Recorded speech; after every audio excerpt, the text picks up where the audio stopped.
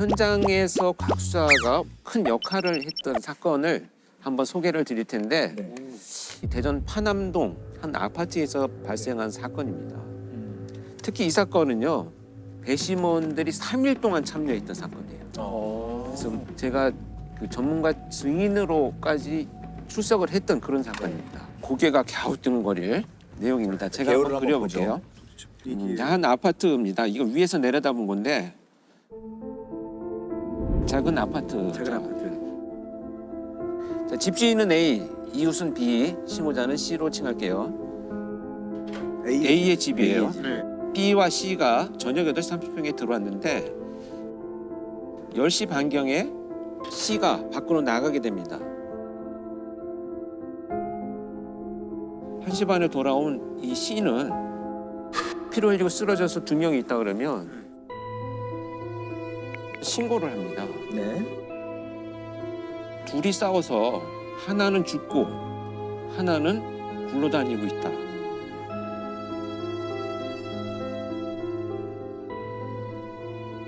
근데 여기 방안의 구조를 보면 여기 작은 상, 소주병, 음식 이런 것들이 있고 집주인인 A는 쓰러진 상태로 피가 이렇게 비산이 되어 있어요. B는 옆으로 누워서 옆으로. 신음소리를 내고 누워 있었던 거예요. 이 사람과 이 사람 가운데에 나체 절단기가 있어요. 여기 이제 양말을 신고 피를 밟고 돌아다녔던 흔적들이 조금 있어요. 경찰이 출동할 때 보니까 이 C는 이렇게 앉아 있었던 거예요.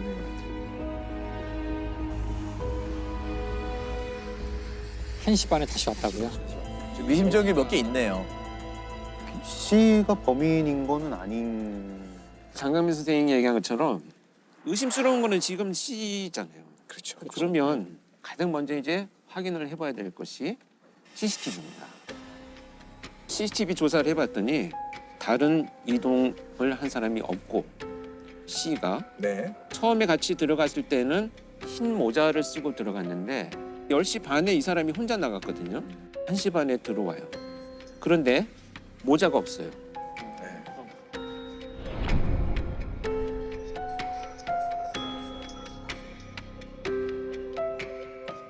그리고 C가 이 사람의 진술은 뭐냐면 간략히 하자면 둘이 싸우고 쓰러지고 사망을 했기 때문에 화가 나서 살아있는 사람을 뺨을 때리고 이거 범행도구구나 하고 들었다가 아차 싶어서 내려놨대.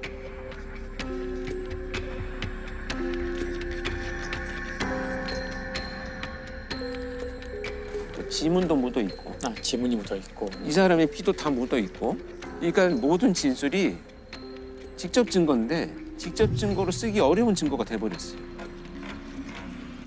근데 이 정도로만 했는데도 자백을 하지 않으면 증명하기 힘들다라는 거죠. 왜냐면 이 사람 지금 계획적인지 아주 뭐 비상한 사람인지는 전 모르겠지만 다 피해가는 거거든요. 모든 정황이 사실 정말 의심스럽긴 하지만 저 사람의 유죄의 어떤 직접적인 증거는 조금 부재한 상황이라고 보여지거든요. 더군다나 어떤 일이 또 발생을 했냐면 이 사람이 살아 있었어요. 그래서 구조가 됐는데 형사가 데리고 와서 이 사람이 당신을 때린 거냐라고 물어봤더니 잘 모르겠습니다. 잘 모르겠습니다. 그냥 사망을 해버렸어요. 그랬더니 이제 골치 아파지기 미궁으로 시작해요. 빠지네요. 그러네요. 거기서. 자, 그래서 두 번째 그렇다면 무슨 일이 있었는지를 정말 과학적으로 밝혀보자. 그래서 여기서 동원된 것이 혈흔 형태 분석입니다.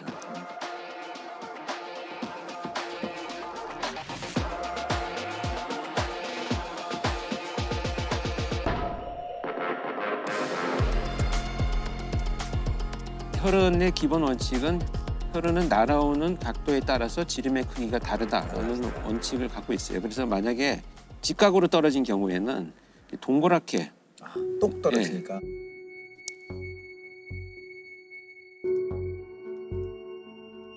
여러 개의 핏방울이 있잖아요.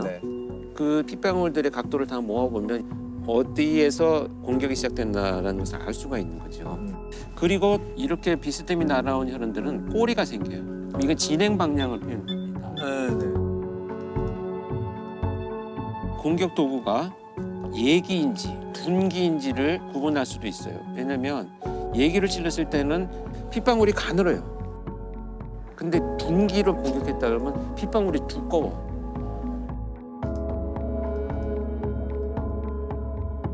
뭐 오른손으로 때렸는지 왼손으로 때렸는지 뭐 두 대 때렸는지 뭐 다 분석할 수 있는 거죠. 혈흔 형태 분석 결과에 의하면 A라는 집주인이 서 있는 상태에서 공격이 시작돼갖고 쓰러졌는데도 계속 약 80회를 공격했다는 것이 밝혀졌어요. B는 머리를 공격받고 쓰러져 있다가 이불 위에 이렇게 피가 고여 있고 의식이 들면서 이렇게 뒹굴러 나왔다는 거죠. C가 주장하는 바에 의하면 둘이 싸웠어야 되잖아요. 문제는 이 사람과 이 사람 중간 어디에도 서로의 혈흔이 겹친 게 없어요. 그러니까 이 두 사람은 접촉이 없었다는 얘기예요. 둘이 엉겨붙을 일은 없었다. 그렇죠. 그리고 혈흔 족적이 네. C가 양말을 신고 이동하면서 묻은 족적의 크기와 같다는 네. 것이 일단 밝혀졌고요. 그 피는 사망한 A와 B의 혈흔이 혼합돼 있었기 때문에 발자국의 주인공이야말로 두 사람을 다 공격할 때 흘린 피들을 자기가 밟고 다녔다는 것을 재구성이 되겠습니다. 끝까지 부인을 했어요. 그래서 수사팀에서 이제 요청이 와가지고 제가 면담을 했어요. 이 용의자를. 근데 객관적으로 증거가 있으면 기소를 하고 그렇지 않으면 빨리 혐의를 풀어달라. 이렇게 자신의 결백에 대해서 과도한 자신감을 보이고 있었고요. 그건 C일 수밖에 없다라는 게 혈흔 분석을 통해서 나왔는데 무슨 배짱으로 이렇게 부인할 수 있을까? 지금 이 사람의 진술은 몇 가지 특징적인 것만 분석을 해보면 신고 당시에 하나는 죽어있고 하나는 살아서 뒹굴러 다니고 있다는 표현을 했거든요. 지금 사람이 피 흘리고 쓰러져 있을 현상을 신고하는 것이 가장 적절한 그 표현인데 이미 죽었다는 것을 자기가 단정을 해버렸고 또 하나는 굴러다니고 있다. 이 사람이 죽였을 거라는 것을 암시하는 표현의 신고예요. 두 번째는 이제 정서적인 표현이 너무 생략돼 있어요. 그러니까 예를 들면 진짜 사람이 하나 죽었는데 너무 놀랐어요라고 한 정서 표현이 완전히 배제되고 얘가 범인이야 라는 형식의 결론적인 것들만 신고하고 진술을 했기 때문에 범인으로 몰아가면 나는 좀 빠져나갈 수 있지 않을까라는 생각을 아마 현장에서 했을 것이다. 정말 끝까지 본인의 자백이 없었지만 국민참여재판을 범인 수석했어요. 국민참여재판으로 더 이걸 호소하자. 자신 있었던 거지. 1년 동안 체포도 못하고 니들이 뭘 가지고 하는 거지라는 자신이 있었던 것 같아요. 그래서 재판이 진행되는 과정에서 3일 동안 배심원들이 참여를 하셨잖아요. 저는 이제 3일째 되는 날 제가 이제 증인으로 출석을 했는데 배심원들이 만장일치로 유죄를 선고를 합니다. 그래서 17년의 형을 선고를 받습니다. 정황 증거만으로 유죄를 받았네요. 그 정황 증거들이 사실 직접 증거 정도의 역할을 할 정도로 아주 많이 모아지고 이 정황 증거끼리 연결되고 이제 고리를 형성해서 아주 강한 어떤 증명력을 가졌을 때 이 정도면 어떤 유죄의 심증을 형성할 수 있다 이렇게 저희 표현하는데 정말 이 사건은 곽 수사의 전 분야죠. CCTV, 혈흔, 프로파일링까지 동원돼서 과학적인 단서들을 바탕으로 해서 진실을 밝혔다 이렇게 볼 수 있습니다. 다양한 사건 부검하셨죠? 네네. 근데 뭐 이제 부검은 국과수 있을 때 주로 많이 했죠. 지금 대학에서는 연간 한 120건 정도 하니까요. 네. 네, 그래서 보통은 이제 부검을 통해서 사인을 밝히는 법의학적 해석도 하지만 부검 이후에 나온 감정서에 대한 재해석을 하는 경우도 있어요. 왜냐하면 우리나라 검시제도가 저는 부검 감정서를 쓰고 나면 그 뒤로는 연락이 없어요. 수사기관이 진행을 해서 기소를 하거나 하고 재판에서 어떤 논란이 붙었을 때 그때 이제 저한테 자문을 해오는 경우가 있죠. 이제 그 중에 하나 이제 기억나는 게 지금은 이제 통상 알려진 약촌 오거리 택시 강도 사건. 그게 제가 부검을 하고 재심까지 갔던 사건인데요.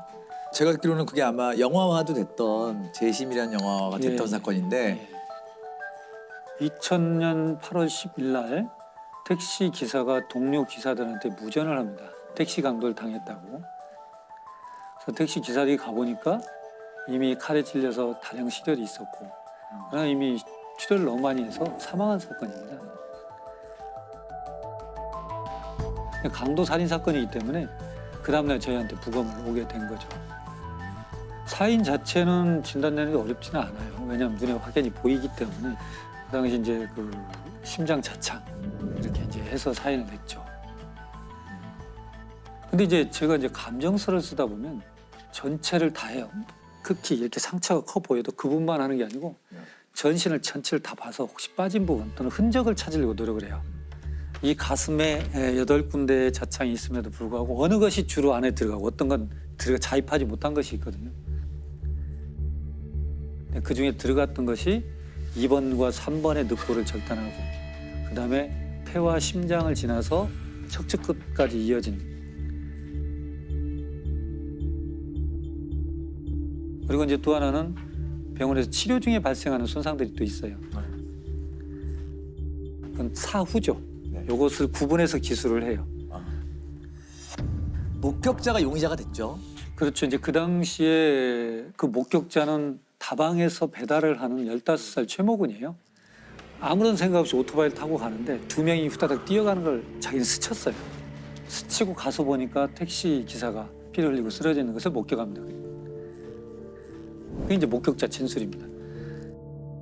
근데 그 목격자 진술했던 사람이 며칠 만에, 사흘 만에 범인으로 이제 발바꾸면 되죠. 그러니까 최군 입장에서는 목격한 것이 인생을 바꿔버린 일이 된 거죠.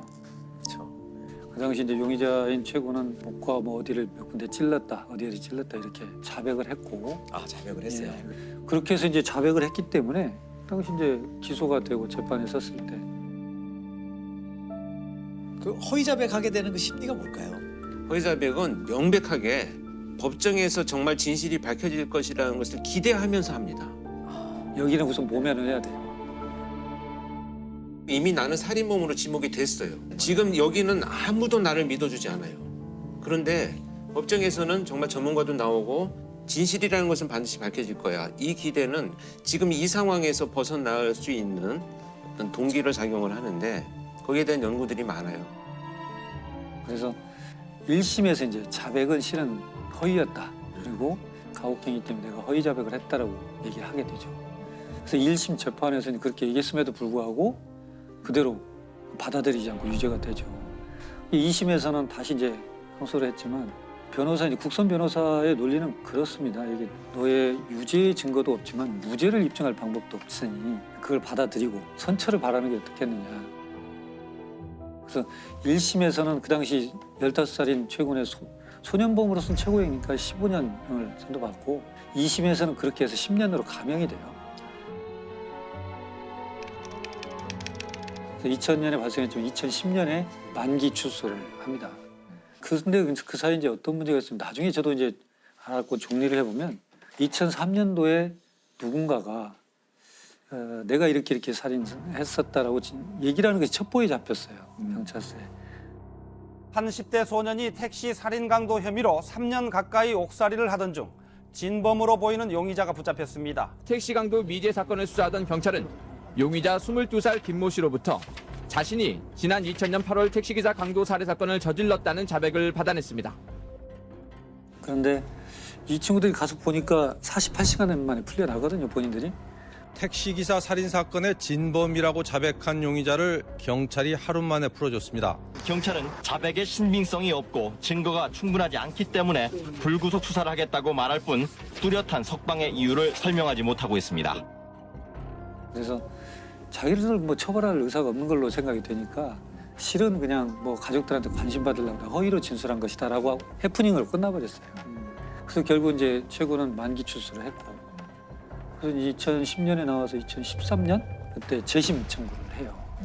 근데 재심 청구를 하는데 이제 받아들일지 안 받을지 문제가 되는 건데 군산지청에서 이 사건을 맡고 돈에 이제 제가 법의학자고 혼자니까 저한테 법의학 전문 소견을 좀 들어보려고 저한테 그 사건 얘기를 설명해 주니까 그 사건이 이 사건인가 하는 생각이 드는 거예요. 저는 그때까지도 약천 오거리 사건인 줄 몰랐어요. 명칭을. 그때 부검하셨으니까. 했습니다. 전혀 그다음 자문을 받아본 적이 없으니까. 그래서 우리가 이제 감정서 나갈 때 사진을 첨부해서 저희가 나가요.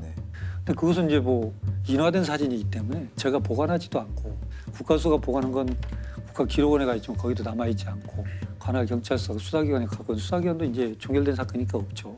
근데 저 같은 경우는 법의학 수업 시간에 슬라이드로 보여줘야 될 좋은 자료들이 있잖아요, 학생들한테. 그럼 필름을 바꿔서 다른 카메라로 찍어줘야 돼요. 굉장히 불편한 일이거든요. 제가 그 당시 이제 디지털 카메라가 막 나와서 샀어요. 그래서 그걸로 혹시 찍었지 않았을까? 라는 생각을 한 거예요. 그래서 USB가 없고 이제 CD에다 이렇게 꽂아요, 제가. 그래서 CD를 찾았어요. 찾아서 혹시 2000년 하고 보니까 8월 11일 부검 3건이 제 목록에 있는 거예요, CD에. 1번 딱 열어보니까 화재의 사건이에요. 아니고 2번 여니까 어떤 여자분 사진인데 이것도 아니고 없나? 3번 딱 여는데 익산 써 있어요. 보니까 그 사건인 거예요. 선명한 이제 디지털 카메라 사진이 있는 거죠. 아, 이것은 가서 보여줘야겠다. 그래서 군산지청 지청장님하고 이학 검사분들 다 모시고 사진을 전체 슬라이드로 보여줬어요. 근데 2003년도에 본인이 자백했던 사건이지 않습니까? 일부 이게 그 진범과 그 옆에 있었던 친구의 조사인데 우선 진범이 이렇게 표현해요. 돈을 다 내놓아라 라고 하자 택시기사가 놀래면서 밖으로 나가려고 하는 것 같아서 제가 제 왼팔로 택시기사 왼쪽 어깨 옷을 잡고 오른손으로 잡고 있던 칼로 쇄골 부위를 찌르자 칼 끝에 뼈가 걸리는 느낌이 들었으며 이게 칼 끝이 어디에 걸린다는 표현은 경험하지 않으면 못해요, 말을. 그건 소설 속에도 없고 배우지 못해요. 2번과 3번의 늑골을 절단하고 그다음에 폐와 심장을 지나서 척추 끝까지 이어진 그리고 이제 친구의 진술인데요. 그 칼은 가정집에서 쓰는 식칼이었는데 칼끝이 휘어 있었습니다라고 표현해요. 그리고 칼끝이 뭔가 묻어서 건조가 됐는데 지방기처럼 말라붙은 시커먼색이 붙어 있습니다. 이것은 굉장히 사실적인 진술이거든요. 근데 반전은 뭐냐면 그 당시 최군의 진술에서는 어디를 찔렀냐 그러면 가슴을 찌르고 등을 찌르고 옆구리를 찌르고 얼굴을 찔렀습니다라고 굉장히 드라이하게 이렇게 진술이 돼 있어요. 근데 문제는 옆구리를 찔렀던 최군의 진술에서 모순이 뭐냐면 옆구리에 있는 3군데의 자창은 병원에서 생긴 겁니다. 폐가 찔리고 심장이 찔리니까 출혈이 흉곽으로 차요. 그럼 숨을 못 쉬잖아요. 네. 병원에서 옆에 절개를 합니다. 그래서 피를 뽑아내요. 그건 최군이 할 수가 없어요. 해서도 안 되는 거예요. 근데 최군은 정확히 옆구리도 찔렀습니다. 진술에. 야, 이건 너무 좀 인위적인 냄새가 난다. 조서를 읽고 다시 이제 그 사진을 검사들과 같이 봤어요. 자, 이런 모양입니다. 그러니까 전부 다 그걸 받아들이게 된 거죠. 이건 재심할 수밖에 없겠구나. 이렇게 되는 거죠. 15년 전 있었던 익산 약촌 오거리 택시기사 살인 사건에 대한 재심이 오늘 광주 고등법원에서 열렸습니다. 사건 발생 16년 만에 최 씨가 다시 법정에 섰습니다. 무죄로 인정할 만한 명백한 증거가 있다며 확정된 법원의 재심 공판에 참석한 겁니다.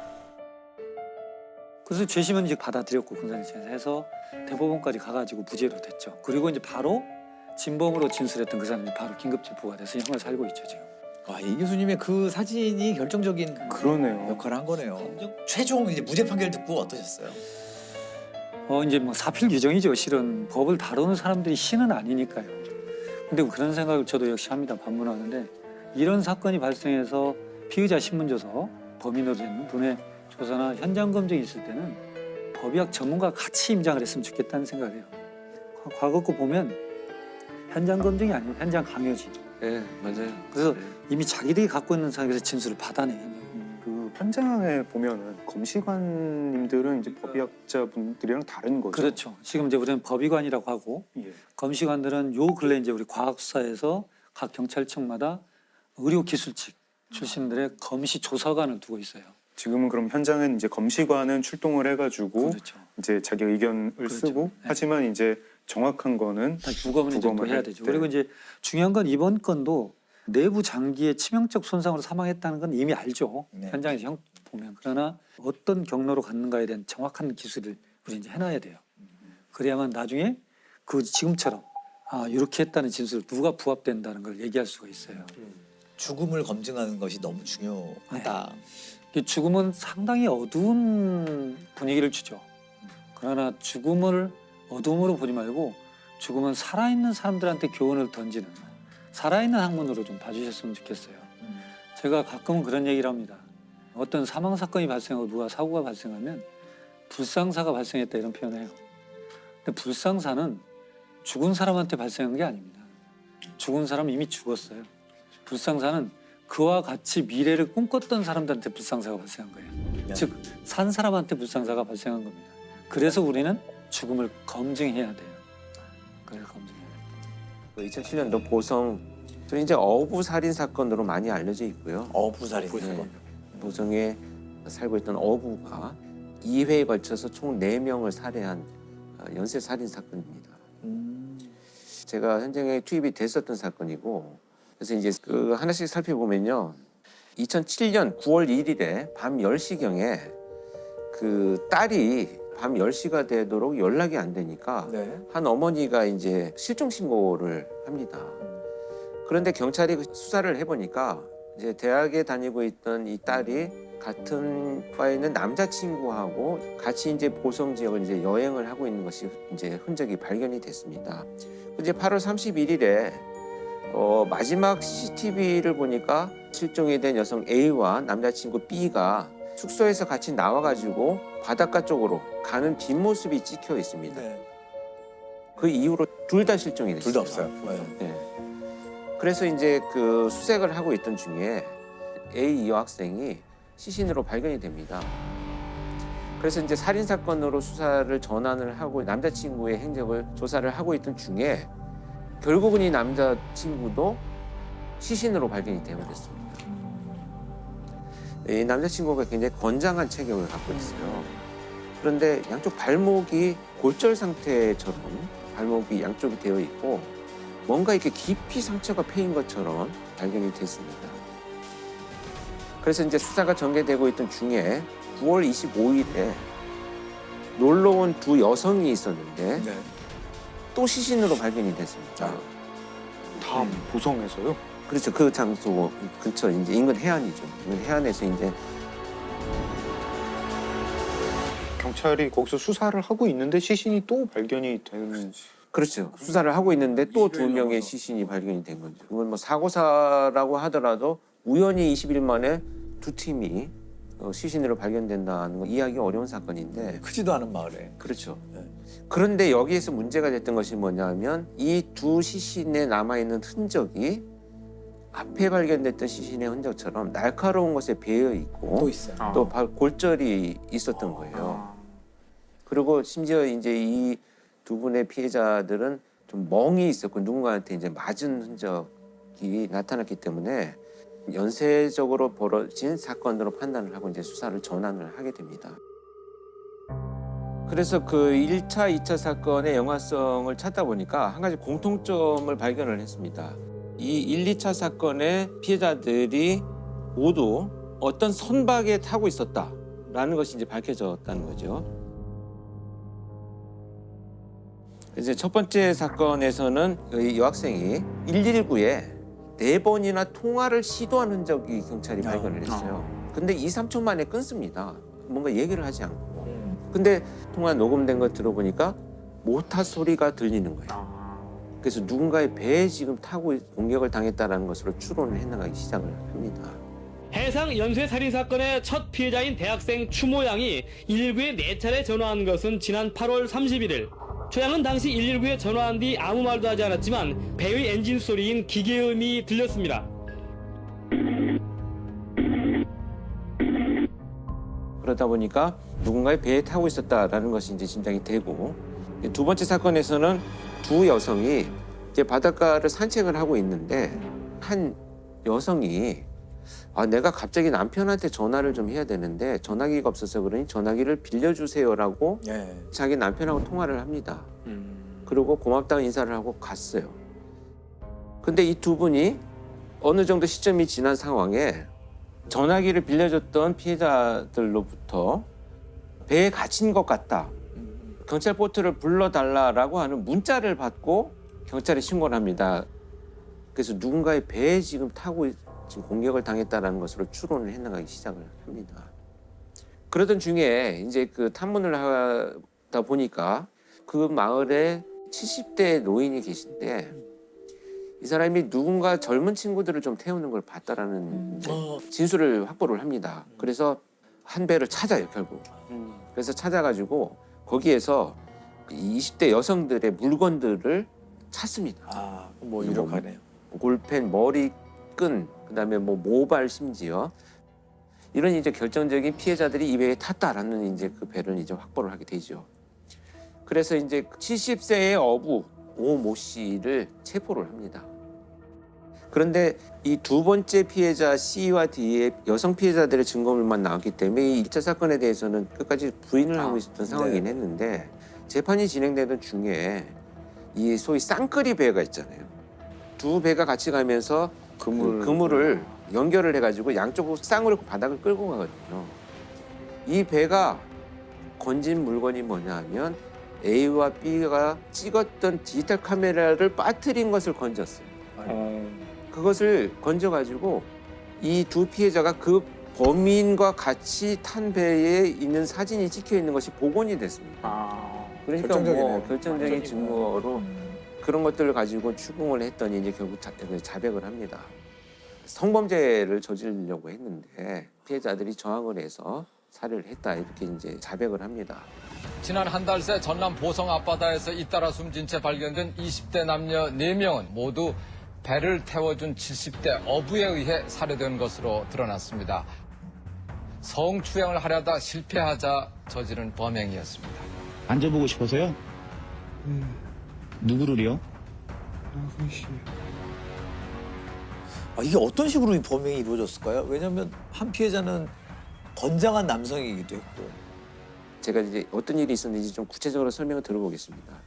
바닷가를 산책하고 있는 이 남녀 대학생한테 이 범인 오모 씨는 자기가 먼저 제안을 합니다. 근데 그냥 배에 태워줄게. 그래서 조업을 하는 곳으로 나가서 그때 와서 이제 추행을 하려는 시도를 합니다. 그러니까 이제 말도 안 되는 상황이 정리가 되는 거죠. 그랬더니 남 학생이 저항을 하니까 밀쳐서 바다에 빠뜨립니다. 빠뜨리고 올라오지 못하도록 어구인 이 사카떼로 남성을 내리쳐서 계속 공격을 하는데요. 이 사카떼라고 하는 것이 이제 부표를 끌어당길 때 쓰는 뾰족한 고리가 달려 있는 어구입니다. 그러다 보니까 이제 그런 상처가 남게 된 것이죠. 이 2차 사건 당시에 놀러 온 여성들이 오니까 또 같은 방식으로 내 배를 태워줄게 해서 바다 한가운데서 똑같은 방법으로 성추행을 시도를 하니까 피해자들은 저항을 당연히 하실 거고 1차 사건처럼 똑같은 방법으로 피해자를 물에 빠뜨려서 살해하는 수법으로 범행을 저질렀습니다. 근데 이 범인 오모 씨는 제가 면담을 실제 들어갔을 때도 제가 바깥 조사실 창밖에서 이제 조사받는 장면을 봤을 때는 그 수사관들한테 막 굉장히 막 큰 소리로 막 이렇게 억울하다 나는 그런 의도가 없었다고 막 주장을 했거든요. 그리고 나서 이제 그 수사관들이 나오고 그럼 내가 한번 들어가서 이제 성향을 파악을 해보겠다. 들어갔더니 금방 태도가 달라지기 시작을 해서 어디서 오셨냐 그래서 내가 경찰청에서 분석을 하러 왔다라고 제가 이제 신문을 밝혔어요. 그랬더니 정말 곧 쓰러져서 죽을 것 같은 기력이 없는 사람의 연기를 노인인 것 같아요. 몸을 흔들기 시작하면서 내가 이렇게 힘이 없는 사람이 어떻게 그 젊은 처자들을 그렇게 하겠느냐라는 얘기만 30분 동안을 하길래 비겁한 사람이네요. 정말 이건 안 되겠구나. 당시에 제가 조사된 내용을 보면 나한테 배를 태워달라고 한 것이 잘못이다 애초에. 공짜로 태워달라고 한 사람들이 문제다.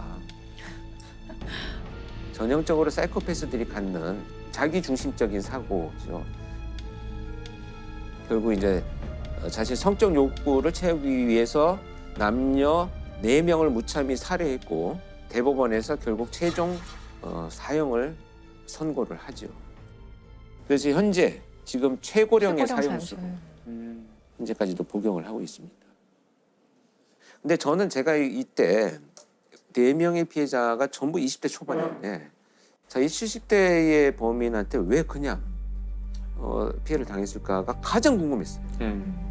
그래서 이렇게 바닷가에 제가 서 있는데 그 범행에 쓰인 배를 이제 압수해서 거기다 이제 묶어 놓고 있었죠. 그래서 보고 있었더니 마을을 지나가던 분이 어르신께서 저 배를 한번 타봤느냐, 경찰관인 내 모습이니까 안 타봤습니다 했더니 저 배는 바다 한가운데다가 출렁거리기 시작을 하면 당신 같은 장정들도 난간만 붙들고 있어야지 일어나지도 못해. 이렇게 말씀하시는 순간 엄청난 제가 통찰을 느꼈어요.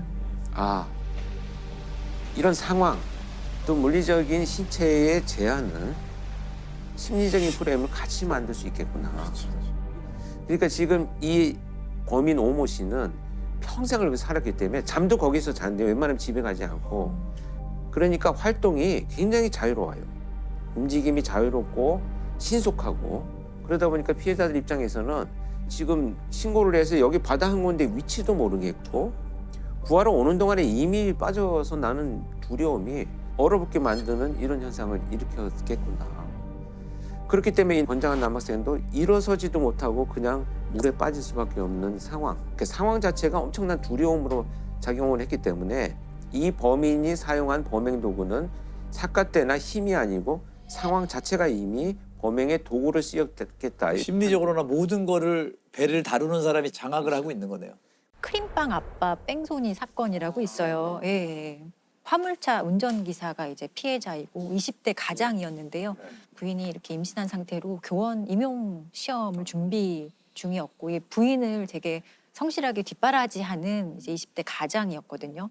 근데 이 화물차 운전기사가 뺑소니 사고를 당한 거예요. 깜깜한 새벽, 한 손에 봉투를 든 남자가 걸어갑니다.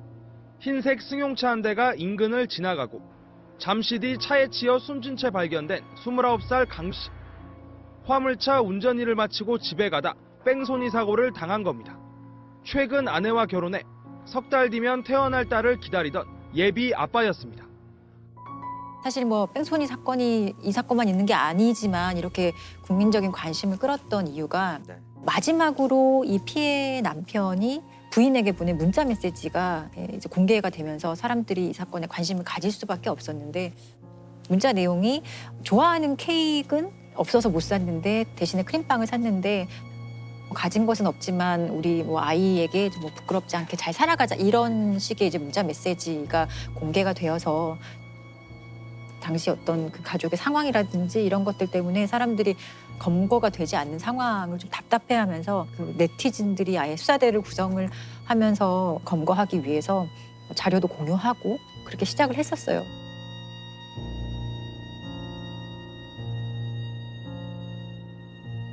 사실 뺑소니 사건은 초기에 해결 못하면 조금 장기화되는 경향이 있는데, 이 사건도 나중에 좀 확인을 해보니 경찰이 뭐 4명이 사실 처음에 수사를 맡았었지만 실제로는 1명의 경찰이 사건을 담당하고 있었고, 초기에 뭐 특정 차를 가해자의 차량이라고 특정까지 했어요. 그리고 언론에 공개까지 했었는데 결국에 엉뚱한 차량을 또 가해 차량으로 지목을 해서 잘못된 특정을 했던 것도 있거든요. 그러다가 범행 장소에서 100m 떨어진 차량 정비소에 CCTV가 있다라는 제보를 받고 가해자를 좀 특정할 수 있었던 자료가 있었고, 그런 과정에서 가해자가 수사망이 좁혀오자 좀 심리적으로 압박을 받아서 범행 19일 만에 스스로 자수를 하게 되어서 검거하게 되었어요. 사건 발생 19일 만에 피의자 38살 허모 씨가 자수했습니다. 청주지방법원은 피해자를 치고 그대로 도주해 결국 만삭의 아내를 남겨둔 채 숨지게 했으며, 수사가 진행되는 것을 알고도 부품을 구입해 직접 수리하는 등 사고를 은폐하려 한 정황이 인정된다고 밝혔습니다. 법원이 운전자 허 씨에 대해 징역 3년을 선고했습니다. 그럼 이 사건 이후에 뺑소니 전담반이 다시 부활을 좀 하게 되는 계기가 됐나요? 예, 범인을 좀 적기에 좀 검거하는 그런 뺑소니 광역수사대라는 것도 신설을 해요. 뺑소니가 한 지역에서 일어났다가 또 다른 지역으로 넘어가는 경우도 많거든요. 도주를 하면서. 그래서 다른 지역을 관할하는 경찰서끼리 사실 협업해야 되고 공조해야 될 일이 많아지기 때문에 관할 상관없이 아주 수사 공조 체계가 긴밀해진 것 같더라고요. 2016년도에 뺑소니 사건 검거율을 보니 거의 99%였어요. 예, 99%였고 다 잡히는 거네요. 예, 사실상 다 잡히는 거고, 그리고 사망 사건의 뺑소니는 사실상 검거율이 100%였어요. 다 검거가 되는 상황이 되는 거죠, 이제. 또 하나의 문제가 있는데 바로 사망사고 보험금 문제였어요. 재작년에 있었던 사건인데 을왕리에서 치킨 배달을 하는 이제 50대 가장이 만취한 차량에 찌어서 사망하게 한 사건이 있어요. 인천 을왕리 해수욕장. 배달 일을 하던 50대 치킨집 사장이 승용차에 치여 숨졌습니다. 가해 운전자와 동승자는 둘 다 술에 취한 상태였습니다. 사고로 인한 운전자와 동승자는 차에서 내리질 않습니다. 구급차가 도착하고 심폐소생술이 진행되자 그제서야 남녀가 화면에 포착됩니다. 이들은 경찰이 조사할 때도 비틀대고 휘청입니다. 그 코로나 있던 상황에 치킨 배달을 또 하는 과정이었고 또 가해 차량이 만취한 음주운전 차량이었기 때문에 사람들이 많이 관심을 가졌던 사안이고 이 사건을 계기로는 사실 보험에 대한 얘기가 조금 대두가 됐었어요. 실제로 사망 사건이 발생해도 사고 분담금이라고 그러죠. 그거를 분담하고 나면 나머지는 보험사가 다 알아서 보장이 됐던 거예요. 이 을왕리 사건에서도 피해자 유족에게 2억 7천만 원을 이제 보험사가 보상을 해줍니다.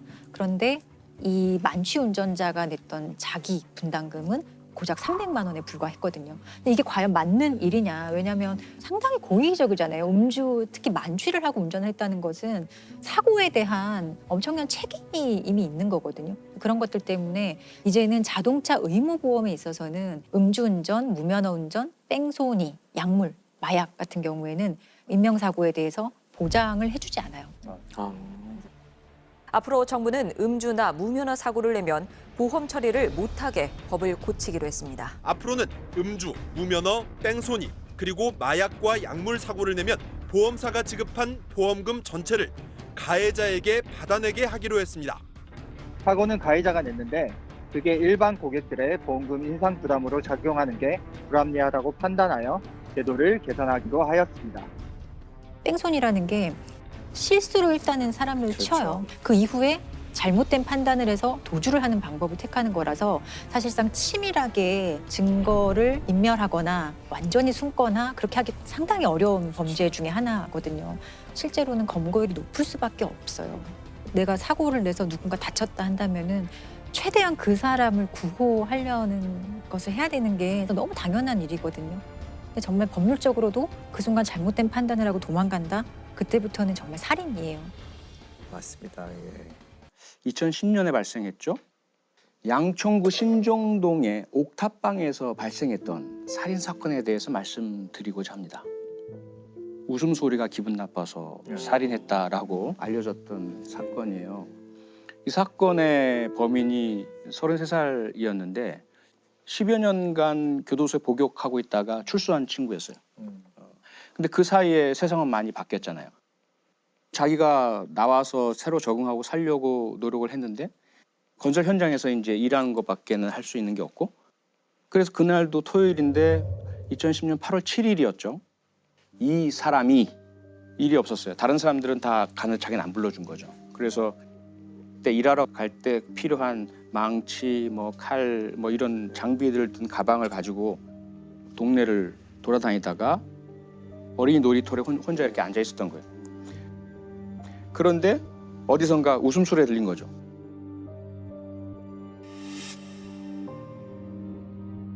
나는 이렇게 비참하고 미래도 희망도 없고 이렇게 절망적으로 앉아 있는데 너희들은 뭐가 이렇게 기쁘고 행복해? 라는 그런 이제 순간적인 생각이 들어서 소리 나는 곳을 찾아 들어갔더니 내 식구가 사는 옥탑방이었어요. 엄마가 아이들과 함께 TV를 보고 있었고 그 웃음소리는 TV에서 나온 소리였어요. 근데 이제 엄마가 깜짝 놀라잖아요. 낯선 사람이 이렇게 들어서니까. 그랬더니 가방 안에 있던 망치를 꺼내가지고 그냥 이렇게 머리를 가격을 한 거예요. 그런데 그때 아빠가 화장실에 계시다 나오고 또 그 장면을 보니까 가방에서 칼을 꺼내서 아버지를 또 찔렀어요. 결국은 아버지는 돌아가시고 어머니는 중상을 입고 중환자실에 오랫동안 치료를 받으시는데 그리고는 그냥 가버렸어요. 가정집에 침입해 이유 없이 가장을 살해한 신정동 살인사건의 범인이 잡혔습니다. 윤 씨는 신정동 일대를 배회하다 단란한 주말 저녁을 보내던 가족들에게 흉기를 휘둘렀습니다. 그러니까 경찰로서는 그 현장에 갔는데 미스터리인 거죠. 이게 도대체가 범행 동기가 불분명. 범행 동기가 불분명한 거예요. 부모님이 무슨 원한 관계가 있나? 아무리 찾아봐도 원한 지금 사람도 없고 불만 가진 사람도 중에 아무도 없는 거예요. 오직 CCTV에서 발견된 모습이 있어요. 그 현장에 떨어진 모자, 인상착의. 도대체가 풀리지 않는 미스테리로 30일 넘게 계속 현장 주변에서 탐문하고 그러다 이제 36일째 되는 날 갑자기 형사 한 분이 잠깐 그 차를 세운 거예요. 창밖에 그 CCTV에 찍힌 것과 똑같은 옷을 입은 똑같은 가방을 든 사람이 걸어가고 있는 거예요. 그래서 다짜고짜 가서 왜 그랬어? 라고 질문을 했더니 경찰서에 가서 말씀드릴게요. 그러니까 이 사람은 멀리 도망갈 의사도 없었고 그럴 요량도 없는 상태였어요. 그러니까 제가 한 4시간 면담을 하면서 도대체 어떻게 살아왔는지 왜 그랬는지를 따져보니까 이 친구가 어린 시절부터 자기 아버지로부터 극심한 가정폭력, 온 가족이 다 폭행을 당했어요.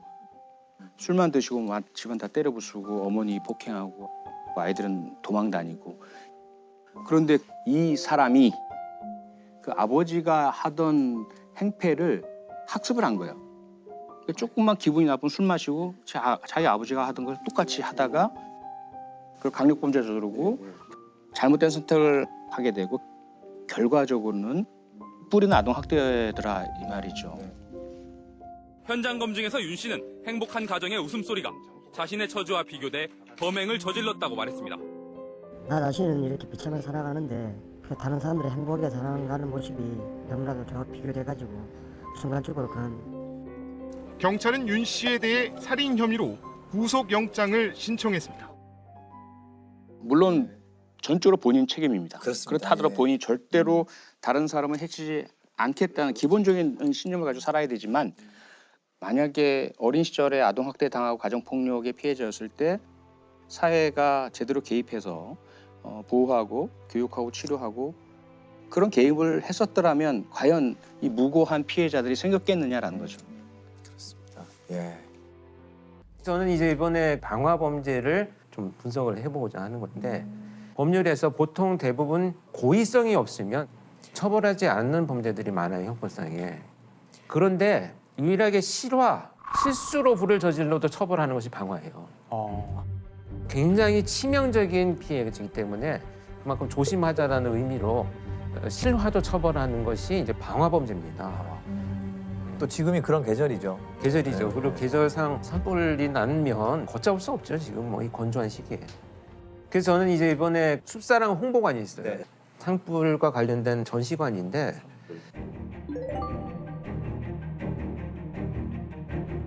와, 여기는 숲의 사계절. 소리도 난다. 숲과 그게 효과. 아, 되게 낭만적이다. 강원도에 낭만이 있는 것 같다.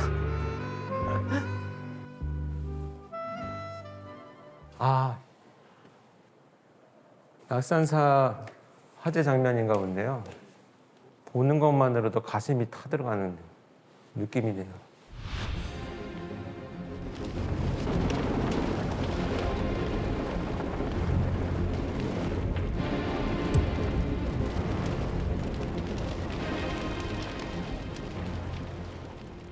너무 실감나게 만들어놨다.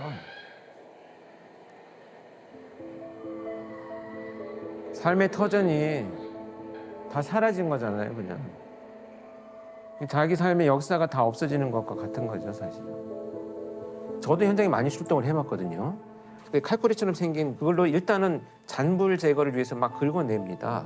근데 이럴 때 시신이 만약에 있으면 신체 일부가 이렇게 뜯어져 나오는 경우들이 있어요. 그래서 소방관들께서 너무 충격을 받아갖고 트라우마가 있어서 정신과 치료를 받는 분들이 굉장히 많다고 이렇게 얘기합니다. 보는 것만으로도 사실 굉장히 끔찍하죠. 그래서 아주 위험한 것이 이제 결국 불이죠. 방화를 저질러서 증거를 인멸한 사건을 하는 경우가 많아요. 그런데 이 사건은 방화가 범행 도구로까지 진화한 불을 질러서 살인의 도구로 사용한 범죄입니다. 방화로. 방화로 살인을 저지른. 방화살인. 방화살인이에요. 양양에서 2014년에 있었던 사건인데 강원도 양양주택에서 불이 나 일가족 4명이 목숨을 잃었습니다. 이웃집 여자가 돈 때문에 저지른 범행인 것으로 드러났습니다. 경찰은 이 씨가 피해자들에게 수면제를 먹인 뒤 불을 지른 것으로 보고 있습니다. 이 가해자와 피해자는 학부모 관계로 두 분이 만납니다. 같은 동네 사는 친한 언니 동생 사이였는데 채무관계 때문에 사이가 나빠져요. 가해자가 빚독촉을 받으니까 범행을 계획하게 됩니다. 친하니까 이제 자연스럽게 들어가고 수면제를 먹이고 여기저기 불을 질렀어요. 아이들과 이 어머니는 사망한 거죠.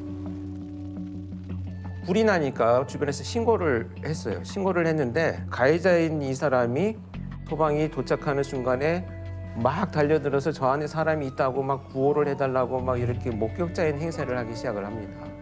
소름 끼친다. 그래서 사실은 이제 수사가 이제 어려워지고 그런 이제 배경이 되었는데 수사를 진행하다 보니까 목격자 행세를 했던 이 여성이 동네 사람들한테 이상한 소문을 내기 시작을 해요.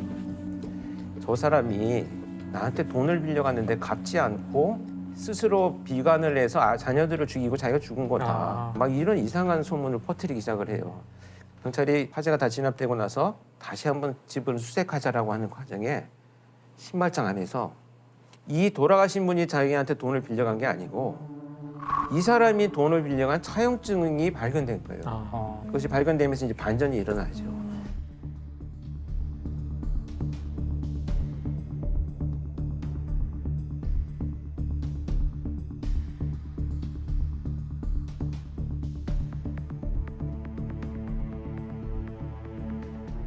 현장에서 그 방화로 의심되는 흔적들이 많았다고요?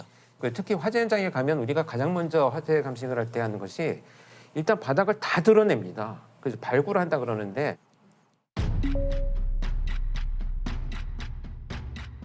정말 삭하고 호미 이런 걸 갖고 와가지고 싹 다 드러내요. 그리고 바닥을 보기 시작을 하는데 이나무질을 막 이렇게 뿌리잖아요. 물결 형태의 흔적들이 그대로 남아 있어요.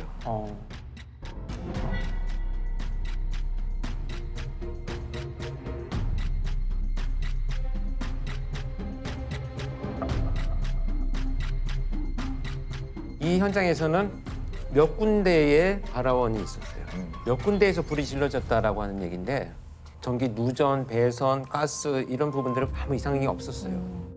많은 경우에 사실 자연적으로 일어나는 그런 거는 주로 전기 합선이 가장 많거든요.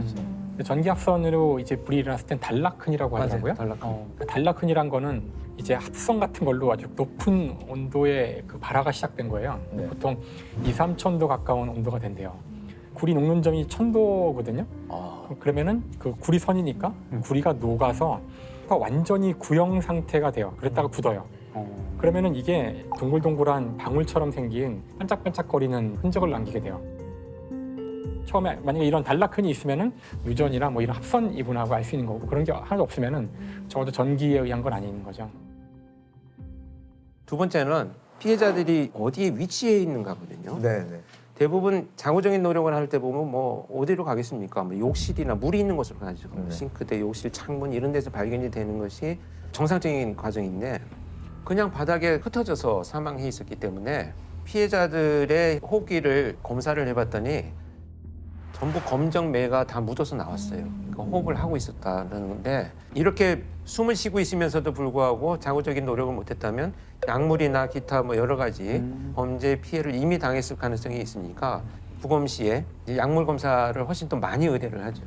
지금 이 사건에 있어서는 다량의 수면제들이 발견이 됐기 때문에 계획적인 범죄다 이런 판단을 할 수 있는 단서가 돼 있는 거죠. 가해자는 이 사건 전에도 방화를 저질렀죠? 네, 그렇습니다. 이게 사실 이제 수사에서 더 밝혀진 것이 이 사건이 나기 3일 전에 자기하고 살고 있는 내연남을 방화 살인을 시도한 흔적이 또 발견됐어요.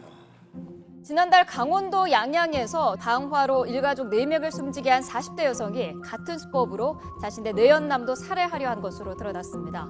경찰은 내연남의 보험금 1억 7천만 원을 가로채려고 범행을 저지른 것으로 보고 있습니다. 근데 이 불을 이용했다라고 하는 것은 어떤 그 심리적인 성향과 아주 깊은 관련이 있다고 봐요. 그래서 가해자 같은 경우에도 방화로 평상시에 스트레스를 풀어왔던 것으로 보여져요. 네네. 지금 5년간 1년에 한두 번 정도는 자기가 화상을 입은 흔적들도 나타나고 있거든요. 이건 불을 지르다가 자기가 화상을 입은 흔적이다 이렇게 볼 수가 있는데 아마 이런 사람들은 그 빛들 이런 것들로 인해서 궁지에 처해 있는데 이걸 해소하는 방법 중에 하나가 방화가 선택되었다 이렇게 보여집니다. 결국 이제 자신한테 친숙한 이 방화라는 방식을 범행 도구로 사용한 것이고요. 방화범은 어떤 처벌을 받을까요? 방화범은 일단 태운 대상이 무엇이냐에 따라서 죄명이 많이 달라져요. 대표적인 게 현주 건조물 방화죄라고 사람이 지금 살고 있는 건조물 또는 주거를 위해서 사용되는 뭐 선박, 기차까지 다 포함을 해서 이런 것들을 이제 태웠을 때 현주 건조물 방화죄가 되고요. 사람을 상해하게 이르거나 또는 사망하게 되는 결과까지 나오게 된다면 네. 이것도 일반 살인죄보다 법정형 자체가 더 높아요. 네, 사형 무기징역 또는 7년 이상의 징역이기 때문에 상당히 높게 처벌하고 있어요. 이미 형법으로도. 네. 결국 양형은 어떻게 받았나요? 그래서 결국은 이제 사형이 구형이 되고 무기징역으로 선고가 났죠. 그래서 그만큼 위험성이 있고 계획적인 범죄다는 것을 법정에서도 인정한 사건이 되겠습니다. 양양 일가족 방화 사건이 방화가 범행 도구로 진화한 이런 형태라면 서울 서남부 연쇄살인 사건으로 알려져 있는 정남규 사건인데 방화가 네네. 성범죄와 살인으로 진화하는 경우.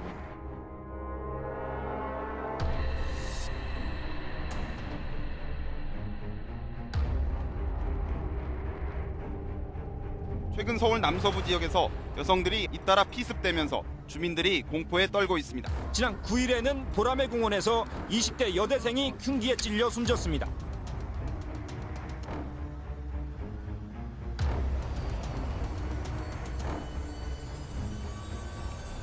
노상에서 하던 범죄가 어느 정도의 휴지기를 거치고 나서 다시 나타났을 때는 훨씬 더 진화해서 침입과 방화가 함께 벌어지는.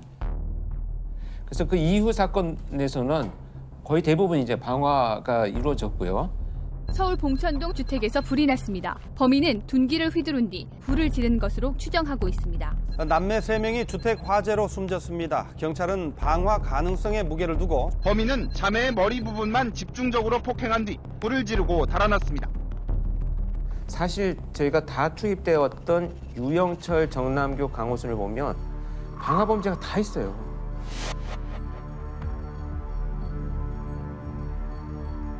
사실 유영철도 쓰레기 더미, 뭐 자동차 상당히 많은 곳에 불을 질렀다라고 하는데 강호순도 자신의 처와 작물을 불을 질러서 살해한 이런 사건이 이제 밝혀졌었죠.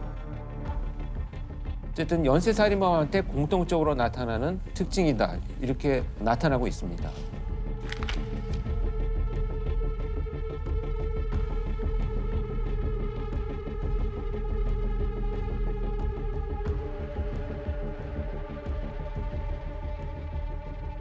프로파일링의 대상 범죄가 뭐냐면 살인, 성범죄, 그리고 방화예요. 방화가 이렇게 세 개의 사건은 하나의 카테고리 안에 들어있다고 보시면 돼요. 대표적인 특징은 뭐냐면 자극이 사소하게 시작을 해서 멈추어 있지 않다는 겁니다. 계속 발전하고 더 큰 자극을 원하기 때문에 그 정도 선에서 절대 머무르지 않아요. 그 방화 범죄도 처음에는 쓰레기 더미에 몰래 불을 지르고 막 사람들이 뛰쳐나오면 막 즐거워하던 이런 감정에서 이제는 사람들이 불타는 것도 보고 싶은데 더 큰 쾌감을 얻기 위해서 점차 규모가 커지고 잔혹해지는 경향성이 반드시 존재해요.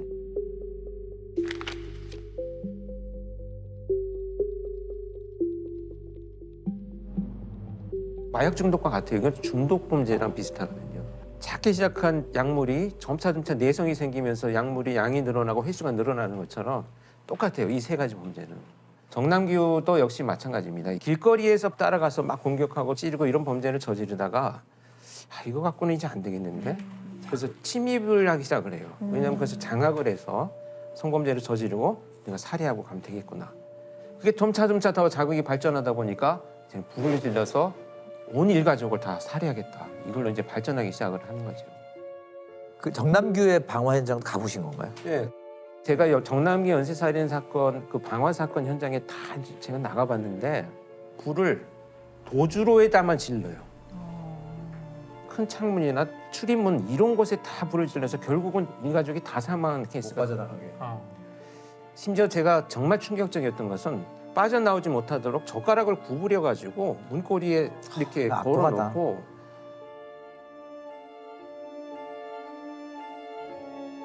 방범 창살이 있잖아요. 그 반지하 같은 곳인데 피해를 입은 곳이 거기에 손잡이를 잡고 이렇게 들여다보는 흔적이 있는 거예요. 그래서 제가 그 방범 창살에 먼지가 가득한데 두 줄의 손잡이가 딱 있는 거예요. 물론 장갑 자국이긴 했지만 그래서 야 이걸 정말 불을 지려놓고 그 안에서 피해자가 고통스럽게 그 죽어가는 모습을 얼마나 이놈이 바라봤겠느냐라는 생각을 할 때는 막 그 끓어오르는 분노가 참을 수가 없을 정도였죠. 그래서 프로파일링 보고서를 결국 만들어서 수사팀에 브리핑을 했는데 범인의 족적이 장은박으로 이어지고 또 여성과 아동이 있는 방만 집중됐다라는 것에서 이 소심한 공격성을 지닌 자라고 분석을 했고요. 평상시에 자기 의사표현이 미숙하고 자아 정체성이나 자기 효능감이 굉장히 떨어져 있고 이런 사람일수록 자기가 지배하는 상황이 됐을 때 공격성을 훨씬 드러내면서 오랫동안 피해자를 공격할 수 있다. 그런 점에 착안을 해서 탐문을 할 때도 실제 범죄자는 반대적 성향을 갖고 있을 것이다라는 것을 수사팀에 제안을 했었었죠.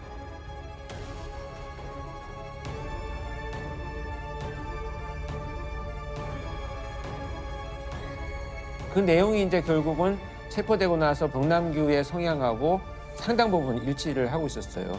정남규는 다른 요원들하고 제가 같이 면담을 하느라고 이제 옆자리에 이렇게 앉았었는데 정말 그 살인 현장을 추억하면서 막 불이 활활 타는데 내 심장이 타는 것 같았어요. 막 이렇게 얘기를 해요, 진짜. 실제로. 쾌감의 순간을 돌이켜 보듯이. 그래서 전형적인 장형분이 고조되는 유형의 범죄자구나. 박준영 변호사께서는 어떤 이야기 가지고 오셨나요? 예, 제 인생을 바꾼 사건. 저희 첫 재심 사건인 수원 노숙소녀 사건에 대해서 말씀드리겠습니다. 수원 노숙소녀 사건. 예. 근데 사실 노숙소녀가 아니었거든요. 그 가출한 아이였습니다. 그래서 집을 가출한 지는 한 2, 3일 정도 된 아이였고, 근데 그 아이의 이제 행색이 좀 지저분해 보여서 노숙하는 아이로 그냥 그 초동 수사 과정에서 그렇게 이제 규정 지어버렸고. 실제 신원은? 예, 신원은 밝혀졌습니다. 15살의 아이였고 지적 장애가 있었고 또 시각 장애도 있었습니다. 어떻게 살인 사건이 일어난 건가요? 사건은 지금으로부터 14년이 됐습니다. 2007년 5월 14일 그 수원에 있는 한 고등학교에 여자아이의 시신이 교정 안에서 발견이 된 겁니다. 경기도의 한 남자 고등학교에서 심하게 폭행당한 10대 소녀의 시신이 발견돼 경찰이 수사에 나섰습니다. 오늘 새벽 5시 반쯤 이 학교 교실 건물 바로 옆 화단에서 여고생으로 보이는 10대 소녀의 시신을 학교 직원이 발견했습니다. 발견 당시 시신은 머리와 얼굴, 발 등에 심한 멍이 들어 있었습니다. 이 아이를 누가 죽인 거지도 밝혀야 될 사실이지만 이 아이가 누군지를 또 밝혀야 되는 부분이 있었거든요. 왜냐, 너무 어려서 신분증, 주민등록증 같은 것도 없었고 학생증 같은 것도 없었고 그래서 그 당시 경찰은 아이의 행색을 보니까 약간 지저분해 보여서 수원에서 노숙인들이 가장 많이 모여 있는 수원역에 가서 그 사진을 들고 다니면서 이제 탐문 수사를 했던 겁니다. 그러다가 이제 어떤 노숙인으로부터 이 아이가 이틀 전에 여기서 폭행당한 아이 같다. 근데 사실 이틀 전에 폭행 사건이 있었지만 그 폭행 사건의 피해자는 다른 여성이었습니다. 다른 여성이었음에도 불구하고 그 경찰이 그 제보를 너무 섣불리 믿어버린 거죠. 그래서 그 이틀 전 폭행 사건의 가해자인 노숙인 2명을 잡았고 그 노숙인 2명이 또 공교롭게도 지적 장애가 있었습니다. 근데 지적 장애가 있고 노숙을 하고 있는 데다가 이제 강압적인 수사를 받다 보니까는 참 너무나 쉽게 자백을 했죠. 그 지적 장애가 있던 사람 중에 한 사람은 시각 장애가 또 있었습니다. 그래서 안경을 안 쓰고 있어서 그 사진을 딱 보여주는데 죽은 아이가 이틀 전에 자기가 때린 아이인 것 같다는 생각이 들었다는 거예요. 그래서 그렇게 자백을 하게 됐고 한 사람은 뺨 2대 때렸다는 이유로 벌금 200만 원을 받고 다른 한 사람은 이제 끝까지 때려서 이제 죽게끔 했다 해서 징역 5년을 받았습니다. 그 두 사람에 대한 형사재판은 그해 가을경에 다 끝나요. 2007년 가을경에. 그런데 자백하는 과정에서 본인이 저지르지도 않은 사건이다 보니까는 본인이 이틀 전에 저질렀던 사건과 빗대서 진술을 하게 됩니다. 그래서 꼬맹이 둘도 함께 있었다라는 진술을 자백 과정에서 섞어서 하게 됐던 거죠. 그래서 사건의 내용이 어떻게 알려지냐면은 그 2명의 노숙인과 밝혀지지 않은 꼬맹이 2명이 합세해서 그 아이를 때려 죽인 걸로 그렇게 사건이 결론 지어졌고 그렇게 소문이 퍼졌던 거죠, 수원 역사에.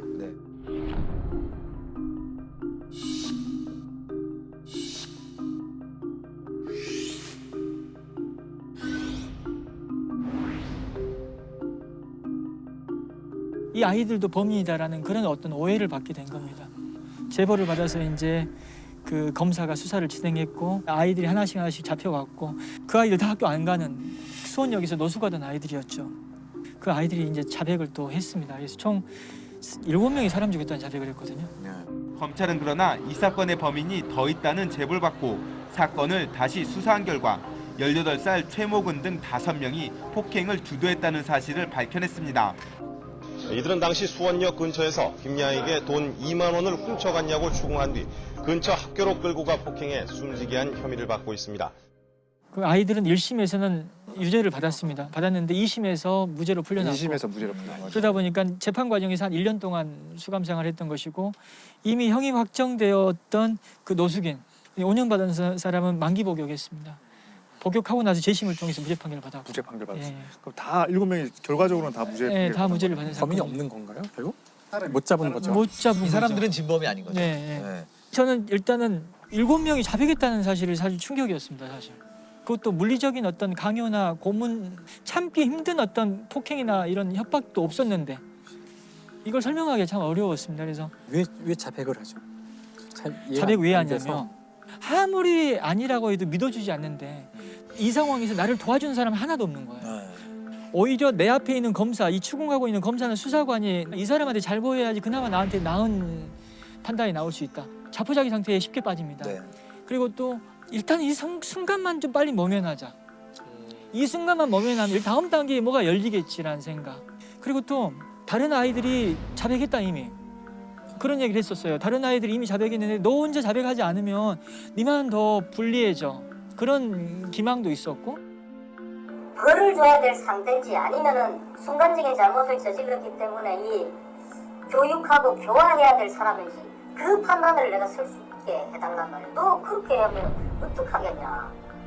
그래, 그러면 안 돼. 너 큰일 나.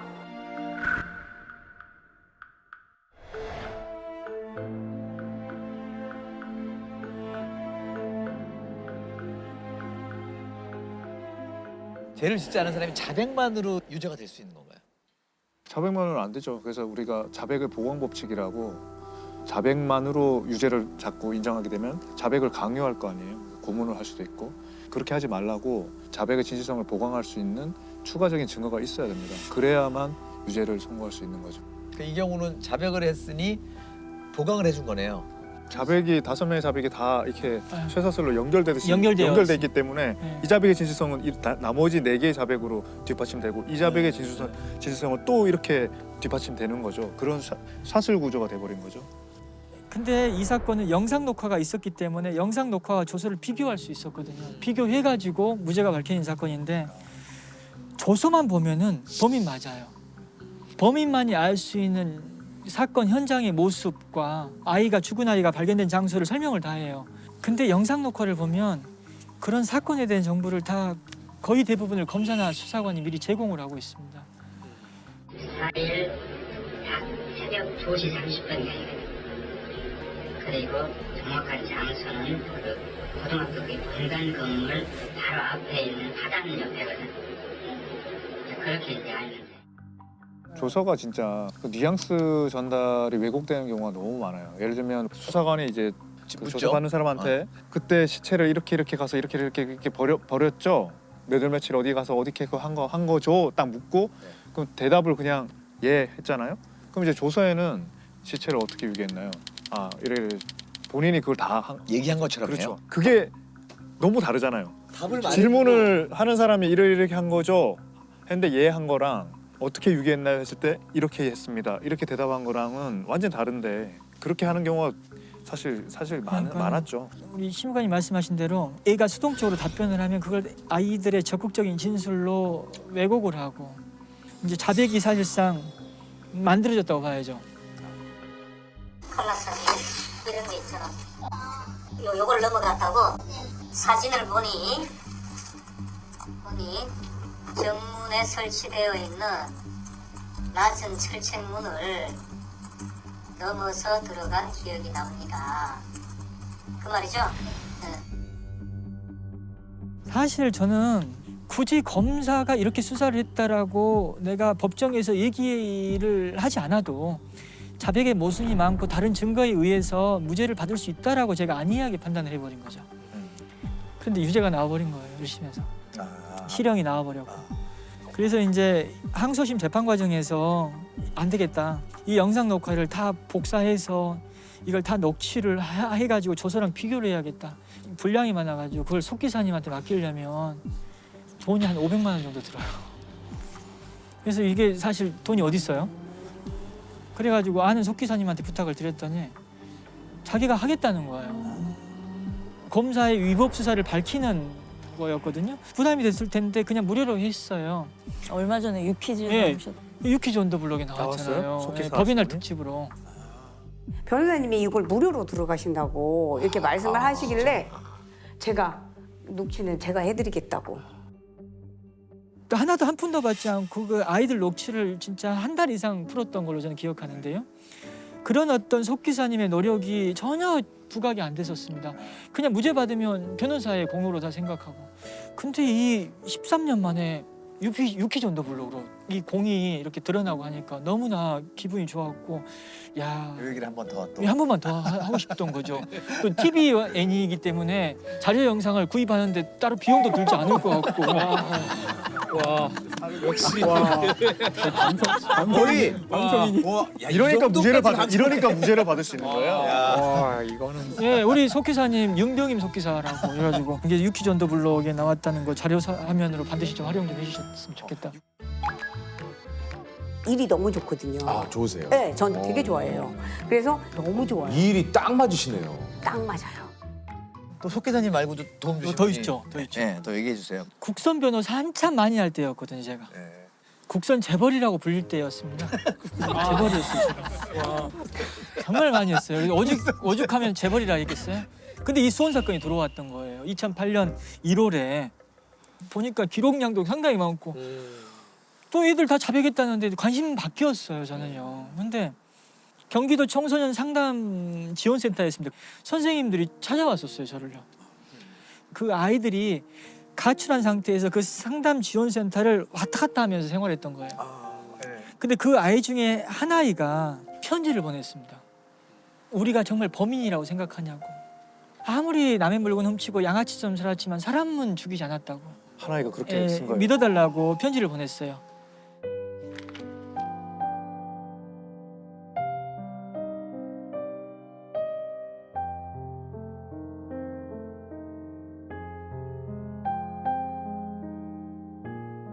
근데 이 선생님들이 이 편지를 받아들고 저를 찾아왔던 거예요.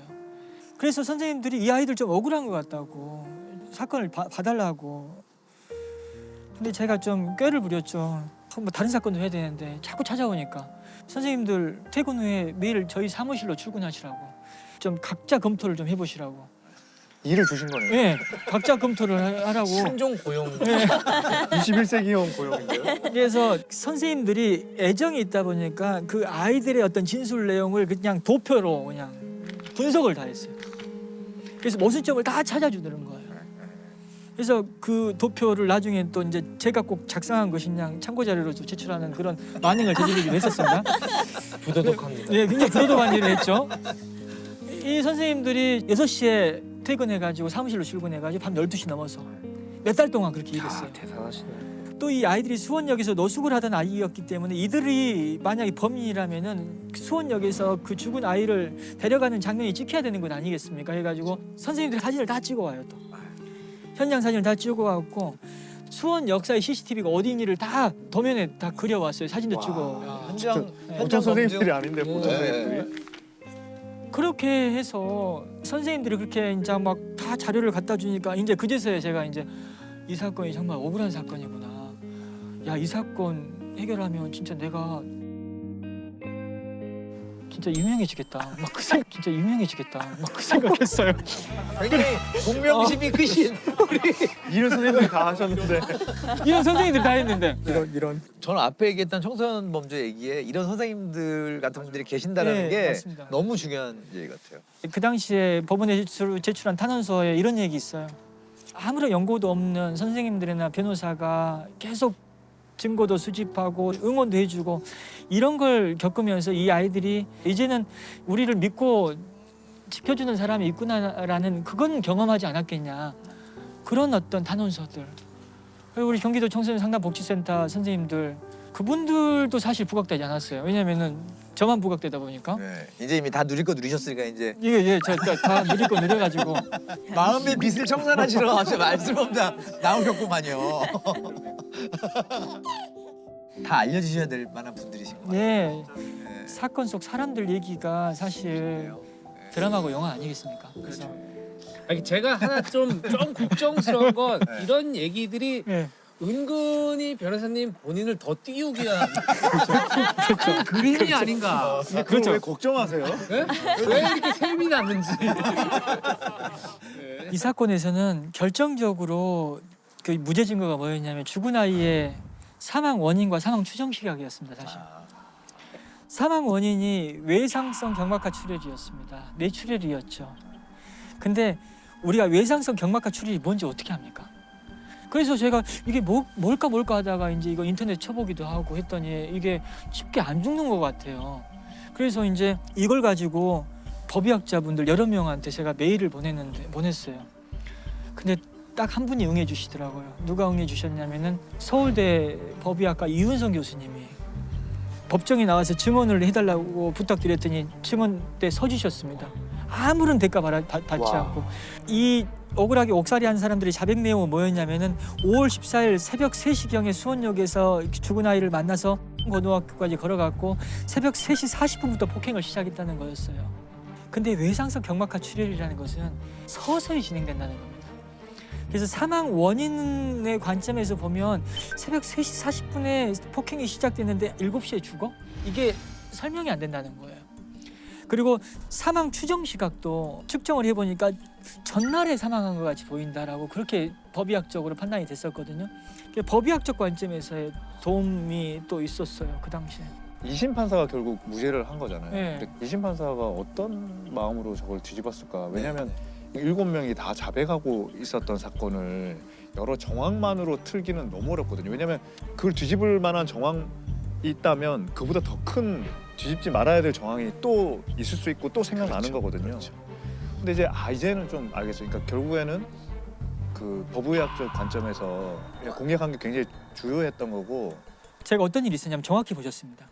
아무리 모순이 있다 하더라도 그렇죠. 정말 이미 형이 확정된 2명 중에 1명이 끝까지 번복을 안 하고 있었거든요. 근데 그 1명이 2심에서 번복했습니다. 지적 장애가 있는 사람이었는데 벌금 200만 원 받고 끝난 사람이었어요. 그러니까 자기는 괜히 여기서 또 번복해버리면 난 이미 빠져나왔는데. 네, 불이익이 있을 것 같아서 그래서 번복을 안 했었어요. 제가 이 지적 장애가 있는 이 사람을 2심 법정에서 계속 추궁했어요. 모순을 계속 추궁했는데 끝까지 번복을 안 했어요. 이렇게 어떤 식으로든 검사의 주장에 맞춰서 계속 진술을 하는 거예요. 그리고 이제 6시가 넘어가고 재판을 끝내야 되는 상황이었습니다. 그럼 진짜 승산 없는데. 그리고 이제 6시가 넘어가고 재판을 끝내야 되는 상황이었습니다. 그럼 진짜 승산 없는데. 승산 없는 게임이었는데 재판장이 이제 조희대 부장판사였거든요. 그분이 대법관 하신 분인데 다 포기했어요. 저는 진짜 포기했는데 마지막에 그 나지막한 목소리로 편하게 직권신문을 했습니다. 나는 추궁을 하는 신문을 했거든요. 재판장님은 친구가 되어 주더라고요. 이 직권의 신문을 해나가니까 어느 순간에 고개를 축 숙이고 있다가 눈이 빨개져가지고 고개를 들면서 판사님 말이 맞아요라고 해버렸어요. 번복해버렸어요. 근데 판사님이 번복시켰는데 이게 지적 장애인의 번복이고 지금까지 계속 여러 번 진술하던 걸 갖다가 딱 한 번 번복한 거다 보니까 이게 대법원에서 이제 다른 판단을 받을 수가 있거든요. 근데 그 판사님이 판결문에다 뭐라고 썼냐면은 나는 봤다. 이 사람의 진술 번복은 지적 장애나 이런 것에 전혀 영향을 받은 것 같이 보이지 않았다. 이 진술 번복은 아주 자연스러웠고 지적 능력이 부족하다 하더라도 이 진술 번복의 어떤 신빙성이나 임의성에 대해서 문제 토를 달지 말아라.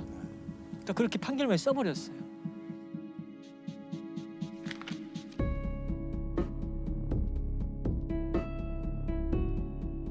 근데 대법원에서 딱 무죄로 확정지었죠. 범인을 찾지 못한 채 이 사건 피의자로 지목됐던 7명이 모두 누명을 벗었습니다. 피고인의 진술이 일관되지 못하고 수사기관의 회유에 의해서 진술됐을 가능성이 있다고 보아 뒤이어 작년 10월엔 정 씨가 어제는 마지막 피의자 강 씨까지 재심을 통해 무죄 판결을 받았습니다. 제가 이 사건을 꼭 얘기하고 싶었던 이유는 뭐냐면 이 사건의 어떤 사람 얘기를 좀 해보려고 했던 거죠. 대개 사건이 해결되면 변호사한테만 주목을 해요. 변호사만. 변호사가 무죄 받은 걸로 다 그렇게 생각하고. 근데 이 수원 사건은 참 많은 사람들의 도움이 있었는데 노숙인들 재심을 할 때 그 노숙인 재심은 노숙인을 돌보던 신부님이 있었기 때문에 가능했거든요.